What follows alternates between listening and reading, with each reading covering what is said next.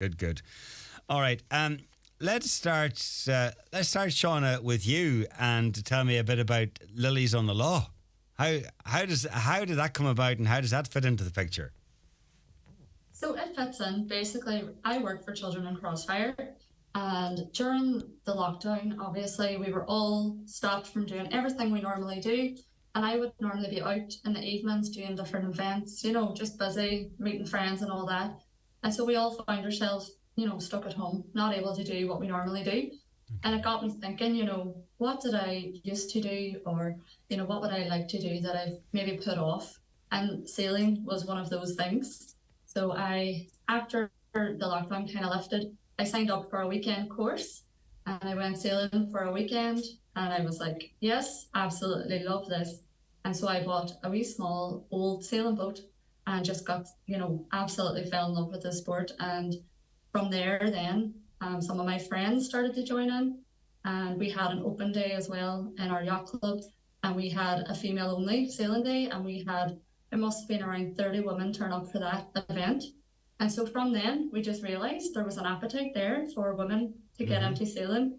And so we formed a small group of women who, we avoid sailing for the crack, but we also have a sailing team who race every week in our club as well, which is great fun.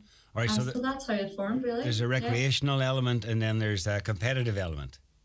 Exactly, right. Exactly. There's something for everyone. So the thing is that you're all relatively new to sailing, and yet here you are heading off around the entire coastline. Yeah, so some of the members of the club are saying, sometimes it's better not knowing maybe what you're going to face.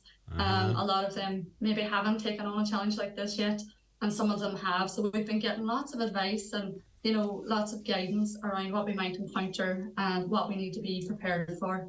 And so we've been planning now for months and putting in the time to train and just make sure that we are prepared for anything that might happen along the way. But it will be a massive challenge. We are very, very new in relative terms. So most of us are only really properly sailing for, the past 2 years, with Anna being the most recent to sign up. She's been sailing now only for like 6 months. So, it's going to be an amazing adventure. It will be a challenge, but by the time we come back, I'm hoping we're going to feel 10 foot tall for having achieved it. Absolutely. It'll be a real test for you all, but and hopefully everybody will come through it and it'll all go to plan. Richard, overcoming adversity, nothing new to you. Tell me a wee bit first of all about the charity and where hopefully the money will go. Hi, well, Children in Crossfire, we set it up. Well, I launched it back in 1996, which is 27 years ago now, Sean, and. I suppose the reason why I started it was in response to my own personal story, which you mentioned at the start there. I've been shot and blinded. I suppose the significant thing for me about my own story is not so much being shot and blinded itself, but the fact that I bounced back so well. And the reason why I bounced back from losing my sight in such a traumatic way was down to the support that I received from my family, from the local community, from my friends, my teachers, and the opportunities that were made available to me, even as a blind person. I was able to go back to school, get an education for myself, and make a life for myself. And I suppose in my young adult years, I began to realise there were children in other parts of the world that might have had their eyesight, but weren't as lucky as me. So I decided that, I would use my experience and my voice and my ability to speak out to help other children, as I say, that weren't as lucky as me. So I launched Children in Crossfire. And today, Children in Crossfire work in Tanzania and Ethiopia. We work with some of the most vulnerable children in the world.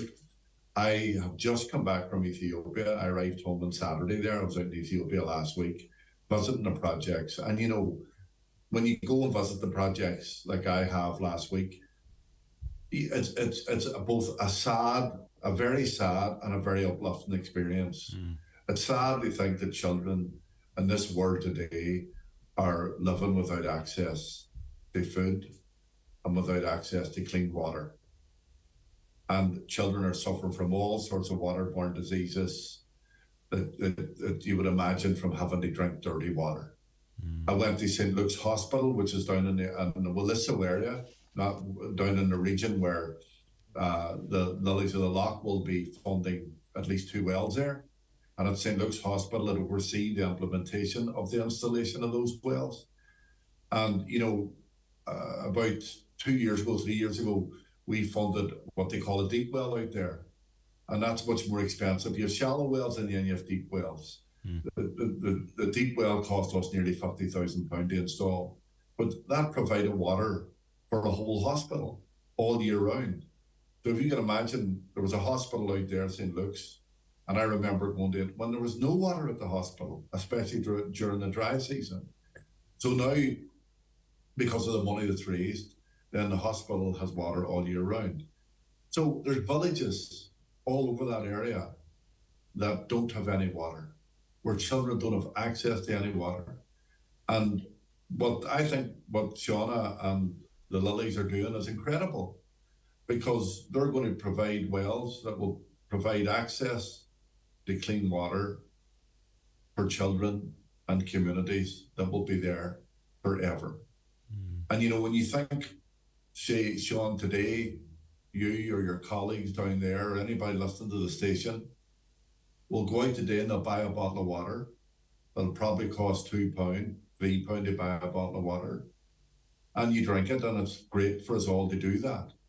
Or if you don't want to, you can go out and switch on a water tap in the kitchen and you have all the water you want. But that's just foreign.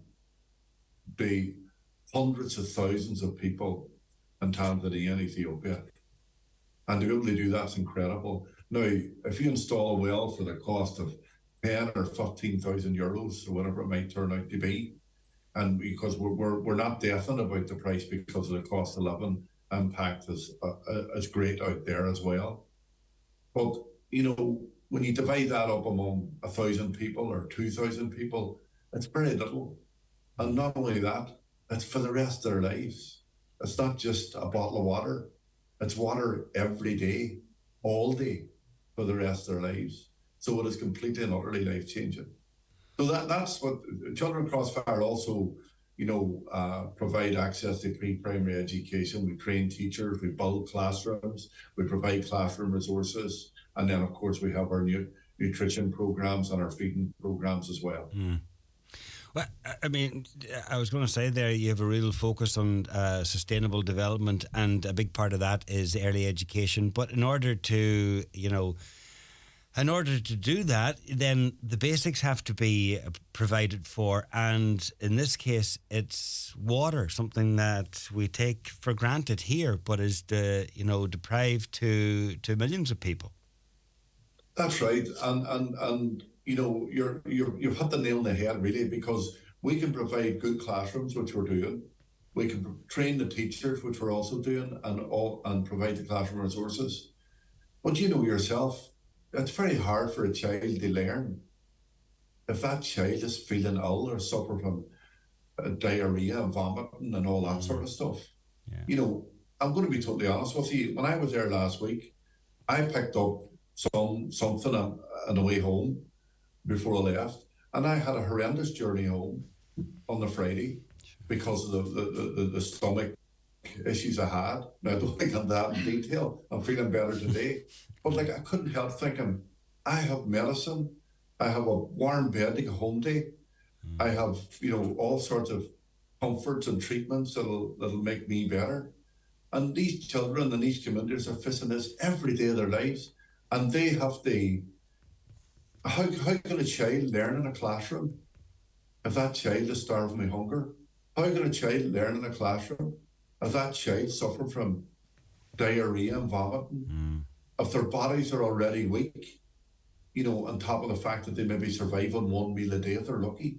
So that whole combined set of issues is something that we try to tackle. So when we train a teacher or provide classrooms and all that, we have to look at those wider issues. And we couldn't do any of it without the support of people like Lilies of the Loch, who, are going to sail around the whole of Ireland. I mean, I was out in a boat with Shauna a couple of weeks ago just to get a feel for what it'd be like. I consider myself now a qualified sailor. I was even steering the boat, Sean. But I mean, it's.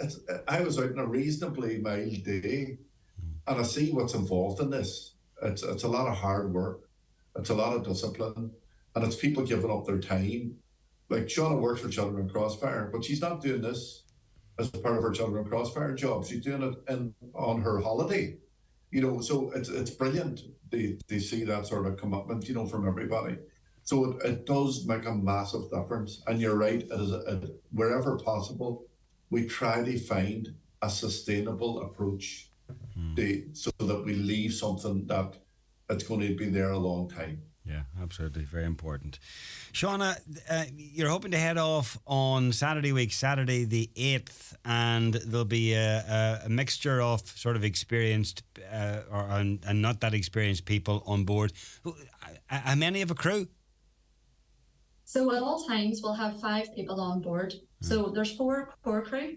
And then every time we stop as we go around Ireland, there'll be a crew change for the 5th person. Right. So that just meant that we were able to get more women involved. So we actually have girls joining us from Dublin, from Cork, and possibly Galway. And we have a girl from Belfast. So it's really good. We have a whole Ireland kind of approach. And we just found since we started an Instagram page, and the amount of women that we've engaged with around Ireland who love sailing, but they're maybe the one girl, in the race team or whatever. We find it's been a brilliant community. So as we go around, we're going to meet up with as many people as we can, So we're really excited about that.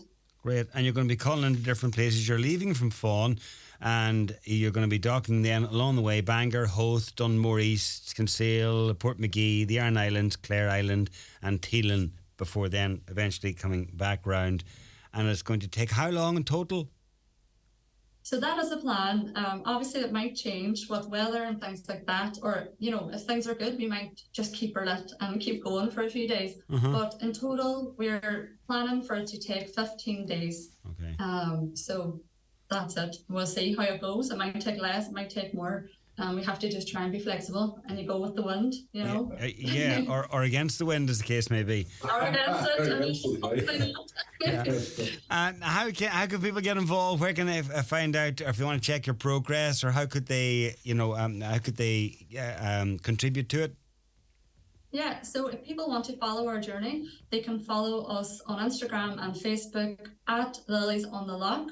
Or if you also follow Children in Crossfire, we are going to take over the Instagram account for the 2 weeks of the sail to make that collaboration, really good. And, they can sponsor us then for Just Giving.